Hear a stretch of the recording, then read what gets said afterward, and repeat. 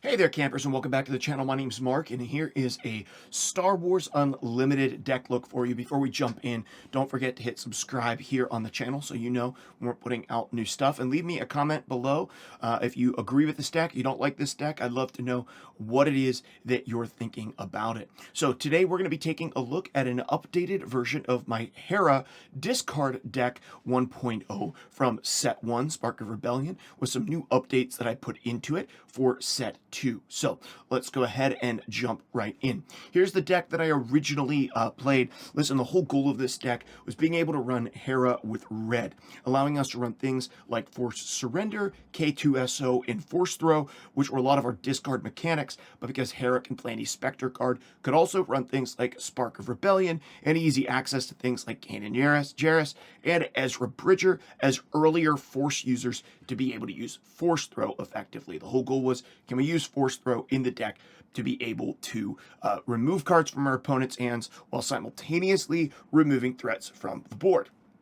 I enjoyed this deck. It was okay. It wasn't fantastic, but I enjoyed playing it, and there is a video on our YouTube page where I went over this for Spark of Rebellion. Now I have gone in and now I have a new version of the deck updated with some new cards. First thing to note is that I did replace just the classic 30 health red base Catacombs here with Tarkin Town.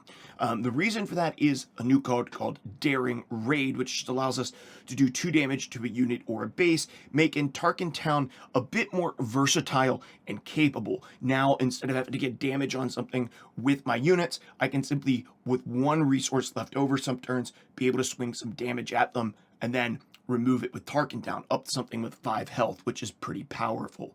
On top of that, I've made a lot of adjustments across the deck. There's a lot of new updates, so let's dive in. First off, we kept our 3 force throws because we are going to try to force throw. We went to 3 Battlefield Marines, which we had before. We kept those. We went to the 3 Green Squadron A-Rings. We kept those. Our Spark of Rebellion, we also kept. The first thing that's new is we put in Spark of Hope. This card allows us to ramp. We can choose a card in our discard pile, and if it was defeated this turn, I could put it into play as a resource. I've got a little bit of a ramp route with this deck because of the inclusion of the new card Crate Dragon, which we'll get to in a moment. My previous deck didn't really have a lot of ways to finish the game. This deck has more abilities to cripple my opponent's hand size and their options, and then in the end of the day, drop Crate Dragons, hopefully to win the game ahead of curve. I replaced some of my other 2-drops in this deck on my ground units. I was running 3 copies of Sabine Wren, 2 copies of Mon Mothma. You'll see we have now 2 copies of Mayfield, which whenever a player discards a card from their hand, you could deal 2 damage to a unit or a base. Use this ability once each round. It just synergizes well with some of our discard. Lets us get a little bit more board removal when it's appropriate. I'm usually going to play Migs later on, usually not turn 1. He's a pretty weak, strong turn 1 play as just a 2 resource 2/2. Kitsu Hanyu, though, I really like as a replacement for Sabine Wren in a lot of cases. Doesn't have the 3 health, but does have the constant 3 attack with Saboteur, allowing us to defeat some of the shields that seem to be prevalent right now. And then also, if it deals combat damage to a base, I can remove an upgrade, which is pretty relevant, at least right now where the game is currently. I think this just has a little bit more options than the Sabine Wren, even though Sabine does have the 3 health. There's very few things that are coming down on turn 1 that are not like a 3/2 or a 3/3. Very few things that are coming down that is gonna, that Sabine's gonna be able to live through an attack of. We then went heavier on the ramp front of things. We went the Spark of Hope into the resupply. Resupply just enables us to ramp a little bit more. Of course, we kept our Ezra Bridger. We put in Sundari Peacekeepers, and Sundari Peacekeepers are really replacing our Fleet Lieutenants, which was about sort of bursting some damage out. But the 3 resource 1/5 with Raid 2 and Restore 2 is just such a great stalling card that your opponent wants to deal with, needs to take off the board. And we're going for a slightly slower strategy with the Spark of Hope and Resupply. Keeping our Kanans, our Bright Hopes, our K2SOs, and then one of the most important cards that gets added is the Pillage card. For 4 resources, choose a player. They discard 2 cards from their hand. Pillage comes down early. It is crippling to your opponent's hand size. They really have to find a way to effectively play around this card it is devastating to your opponent if they're not ready for pillage. It just comes down at exactly the right time. With that, we also put in Poe as some late game, limiting some of our other late game options, which you'll see here. We had, things like our Mace Windu, U-Wing reinforcements, an extra copy of Ghost, things that, we were looking to basically U-Wing out a bunch of units. We're no longer looking to do that because we removed the U-Wings. Instead, we're ramping. So we are running a couple of Poe Damerons. He's just a big body on 5, and he has the added benefit of being able to work as some removal or some burn. The Ghost, another very powerful card when combined with Hera, but I don't think you need more than 2 copies of it. Looking at what my previous deck was like, the 6 resource 5/5 that shielded, of course, is very strong, and being able to give shields to other units, very good. But I think it's probably best 2.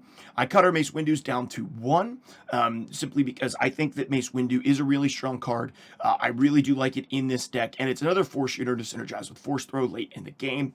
Home 1, we increased that to 2 because we are ramping, and Home 1 is just a very strong card. And then Crate Dragon, we put 2 in. I could see the argument for putting 3 Crate Dragons in this deck. 10-10 Overwhelm. Of course, whenever your opponent plays a card, you get to deal damage equal to that card's cost to a ground unit or to their base. It's just a devastating endgame card once you get this thing down. It's really hard to come back from, especially if your opponent's hand size has already been crippled by things like your pillage, like your Force Throw, like your Spark of Rebellion, where you're picking stuff out and getting rid of it. So this is my updated deck. I'm going to go ahead over to Carablast because we can do this now. Okay, guys, let's see how this deck matches up against a Mandalorian Blue. Do we want a mulligan here? We have the Battlefield Marine. We have lots of options here in the early game, so let's not mulligan.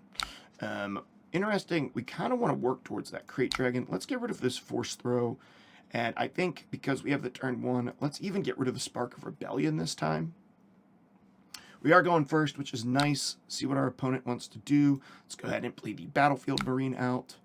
Our opponent just claims initiative. Has nothing to do on his turn.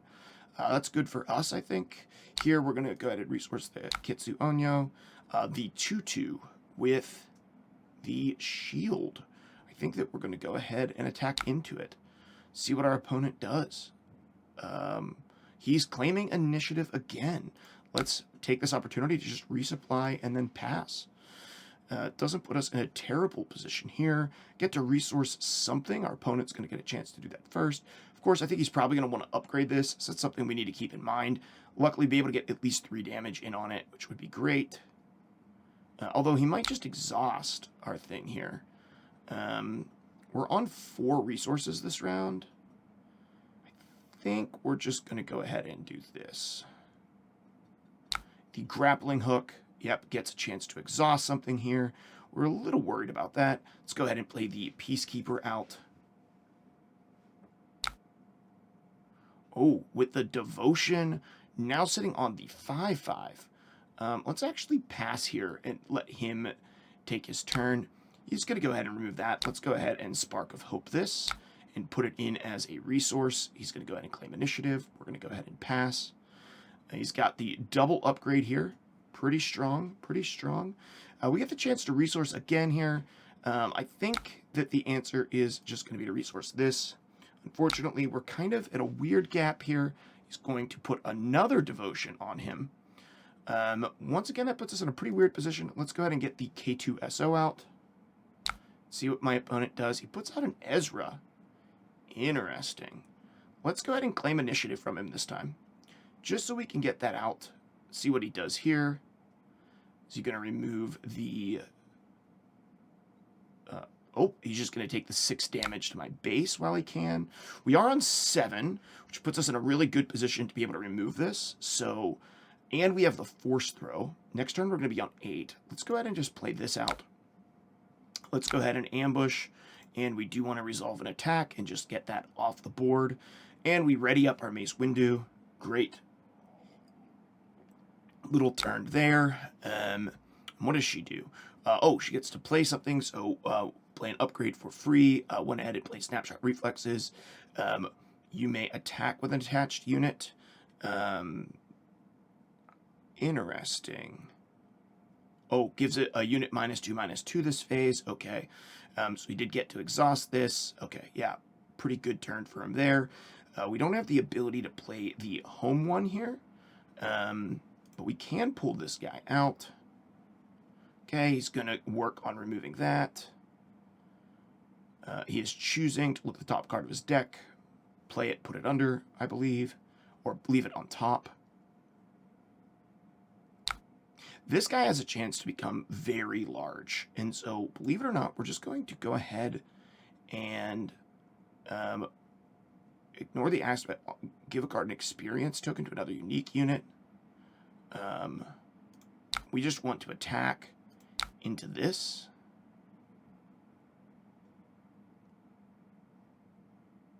This is... Oh, okay. Let's go ahead and remove this. I was able to give an experience token here. I don't think I should have been able to do that. He claimed initiative without using the Mandalorian, which is an interesting choice. Let's go ahead and put this in. We're now just focused on, okay, gets the jetpack, gives a shield token. We're going to put this out and immediately grab this Battlefield Marine, get restore on all of our stuff, which is pretty good. Oh, he Spark of Rebellions, gets rid of our Crate Dragon. Let's claim initiative. That was pretty bad for us, chat. That was pretty bad. Deal 3 damage, discard. Let's make our opponent discard their last card in hand. Looks like it was another Spark of Rebellion. We did claim initiative here, so we're going to just go ahead and put the resupply down. And then we're going to pillage our opponent and get rid of both of his cards so that he can't do anything here. He does get to bring that back out. Let's go ahead and hit his base and heal ourselves. He's going to do it back. We're going to go ahead and claim initiative here. We have Spark of Rebellion in hand, which is not bad. We don't need any more resources. We're not going to choose to resource this round. He does have this 7/8 is so big. Let's go ahead and hit him with this. Let's get rid of the Concord Dawn Interceptors here, I think. Although we can remove that pretty easily, where we have a struggle removing this. Let's go ahead and get rid of... Let's get rid of Ezra from his hand. And play a Poe. Okay, he's just taking the opportunity to deal damage to us here. He's going to claim initiative. We're going to attack into that. I think that restore here is going to be really helpful for us, and then we'll pass. Another home one. Of course, this is a unique unit. Another resupply. Kind of getting some dead draws here. Pass. In case he has something to make me discard here. Not that it would really matter that much in this case. Oh, and we see the Darksaber equipped. Immediately removing something. I think that we're in a race here. So we're going to go ahead and restore 2.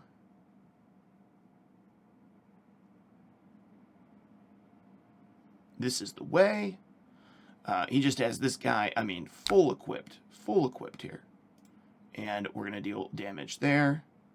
He does hit us for an enormous amount of damage. We have to just claim initiative here. We don't have any other choice. We definitely want to keep the Crate Dragon in hand. Let's go ahead and resource the resupply. That was probably a mistake. I don't actually know how to undo, but... so 6, 7, 8, 9, 10. This can deal 2 damage to a unit or base. 6, 7, 8, 9, 10, 11, 12. We actually have to get rid of everything to get rid of this. So we are going to attack into this. And we are going to 1, 2... Choose a card to deal 2 damage to. Choose a card to deal 2 damage to. I'm going to choose this upgrade. And, okay, I have to choose the different ones. Or I can make an opponent discard a card from their hand. I got rid of Crate Dragon here, which was definitely a mistake. I thought I was just removing it. I did go ahead and get a chance to remove him at least. He must hit me with the Hero's Fall. That's fine. We put this back out and go grab a Battlefield Marine. The second home one was clutch there. That was huge that turn. And we're going to attack his base. He claims initiative, and we now pass. great. We're looking like, there it is, guys. Our opponent surrenders, and we get a win, Hope you guys enjoyed that game. Listen, this deck isn't top tier. It's not going to beat everything. Sure, maybe it gets a chance to beat the Super Mando Blue. We got the Poe Dameron attack off in there.